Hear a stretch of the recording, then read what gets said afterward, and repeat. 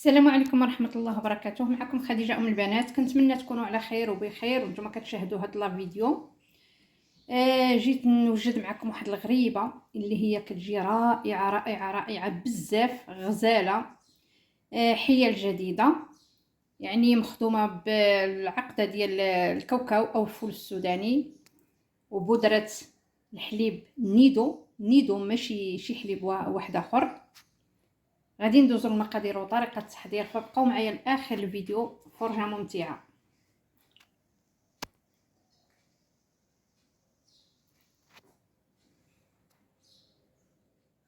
وبالنسبه للمقادير كما كتشوفوا عندي هاد نص كيلو ديال الكاوكاو اللي خليته من القوام الاول ديال الغريبه الاولى. غادي نخلطوا الكاوكاو هو الاول مع النواشف. هاد واحد القضيه سهله وسريعه في القوام ديالكم وكتجي غزاله. عندي هنا جوج ديال الشاصيات ديال البيكين باودر، خميره الحلويات، فئه 7 غرام. والسر اللي عندي في هاد الغريبه هذه وهو حليب نيدو اللي غادي نديرو فيه 2 معالق. كيجيبها ما نقول لكمش واحد الحلوه كتجي غزاله. النكهه ديال الحليب والتعليكه ديال الحليب كيعطيها واحد التعليكه رائعه. غادي نخلطوا هاد النواشف هما الاولين كما كتشوفوا، عاد غادي نزيدوا البيض تدريجيا حبه بحبه. كما كتشوفوا نص كيلو ديال الكاوكاو اللي خليته او الفول السوداني اللي هو زدت حمرته واحد شويه. 2 معالق ديال النيدو، وعندي هنا غندير 2 معالق ديال المربى ديال البرتقال. انا ما غندير لا نكهه لا والو. عندي البيض، انا عندي هنا 6 البيضات، ولكن غنشوف المقدار اللي غيدخل لي فيهم، لان دائما كنديروا الغلط، كنضطر نصاغبوا نخدموا البيض، عفوا كنخدموا البيض وعاد كنبقاو نحطوا عليه اي فاكهه، اي مكونات جافه، سواء اللوز سواء كاوكاو سواء قرقاع، وكنحصلوا على واحد المكون اللي هو جاري خفيف، ما كنصيبوا ما نحطوا عليه. لهذا اي مكسرات عندكم غتخدموا بها شي حلوه كتحطوها هي الاولى، وعاد كتنزلوا البيض جوج بجوج وانتم كتخدموا.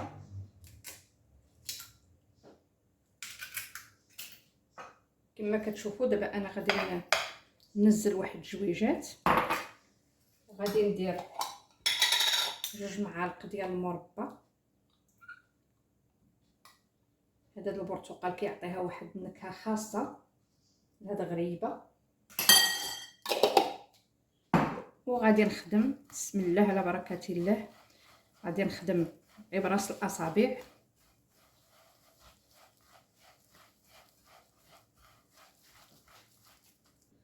كما كتشوفوا هانتوما غير 2 ديال البيضات فهما خلطوا لي الخليط كامل. دابا غنزيد 2 اخرين. ما تنساوش بان خصها تعلك. غريبه ديال الكاوكاو دائما خصها العليك الا بغيتوها تنجح لكم، لا د اللوز ولا د الكاوكاو ولا د اي مسحوق.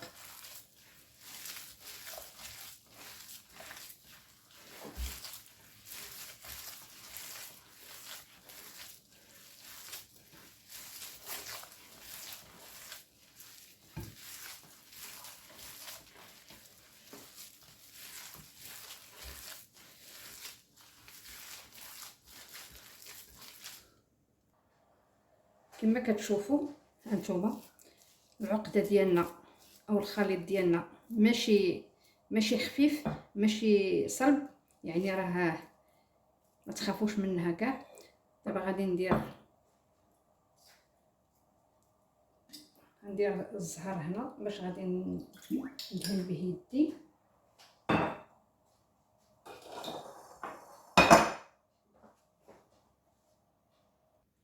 بالنسبه للسكر خصو يكون هذا سبيسيال، ما ديروش السكر يعني داك ديال العبار ولا العادي ولا هذا، باش كتبقى الغريبه ديالكم يكون فيها داك السكر ابيض على الوجه ديالها، ما كتاكلوش الرطوبيه.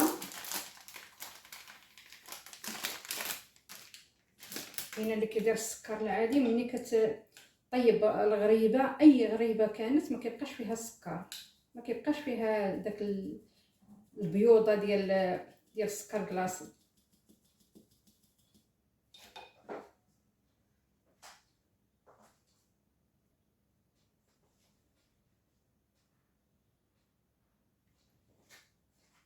بسم الله على بركه الله. نديرو يدنا بالزهر، غادي نحطو الحبه عيننا وميزاننا تقريبا داك 20 غرام.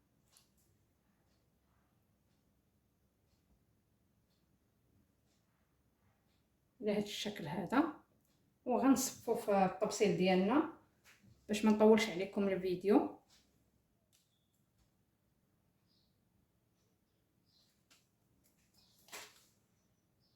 كما كتشوفوا دائما خصنا نلبسوها هكا، نلبسوها في السكر دائما باش كتبقى محافظه على داك السكر ديالها.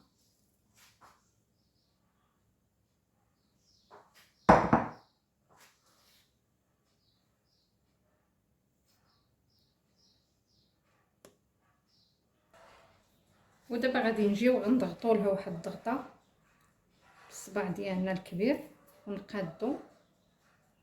كاين شي حاجه ما شاداش الحجم ديالها،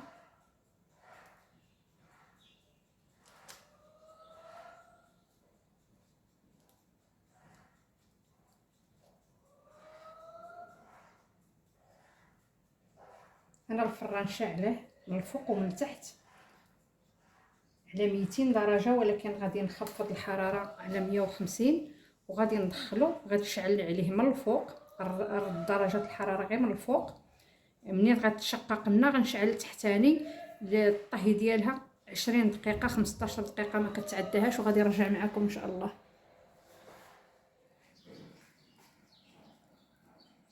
وهذه هي الحليوه اللي درت معكم، خرجناها من الفران كما كتشوفوا. انا حمرتها ما بغيتهاش تجي شويه خضراء.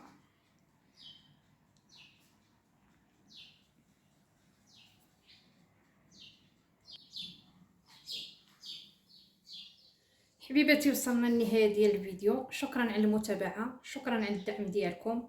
كنتمنى تزوروني في قناتي اللي ما زارنيش، هذا يعني فضلا منكم ماشي امرا مني. شكرا على الدعم ديالكم، على اللايك وعلى الاشتراك وعلى تفعيل الجرس وعلى الكومونتير الزوينه.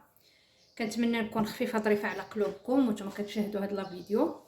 الحليوه ديالنا كتجي غزاله، خصوصا انها ما فيهاش الدهنيات. هذه هي الحلوه المفضله عندي. كما كتشوفوا كتجي معلكه، كتجي رائعه، وكيعطي هذاك الحليب غبره واحد المميزات رائعه زوينه بزاف. شكرا، الى اللقاء، الى الفيديو الجاي ان شاء الله. السلام عليكم.